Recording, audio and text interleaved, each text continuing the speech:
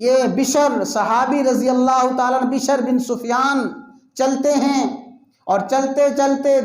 ہفتوں کا سفر دنوں میں طے کرتے کرتے مکہ مکرمہ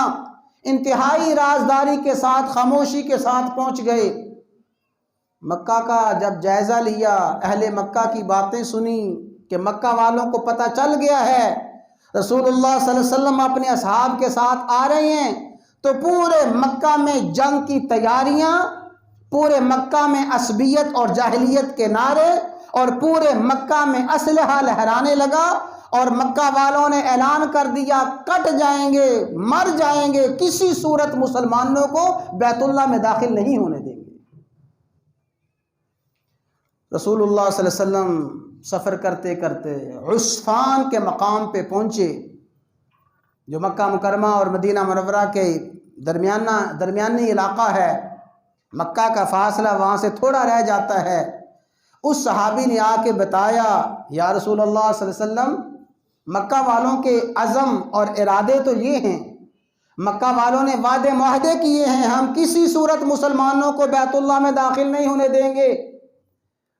آپ نے مجلس مشاورت منعقد فرمائی، صحابہ سے مشورہ کیا،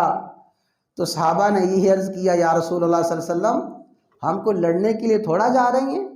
ہم جنگ کے لیے تھوڑا جا رہی ہیں، نہ ہمارا قتال کا ارادہ ہے، نہ کوئی حملے کا ارادہ ہے، نہ مکہ شہر پہ قبضے کا ارادہ ہے، ہم تو محض زیارت بیت اللہ کے لیے جا رہے ہیں۔ ہم زیارت بیت اللہ کے لیے جائیں گے، ہر حال میں جائیں گے، آپ کے ہاتھ پہ وعدہ کرتے ہیں، بیعت کرتے ہیں کہ زیارت بیت اللہ کے علاوہ ہمارا کوئی مقصد نہیں ہے،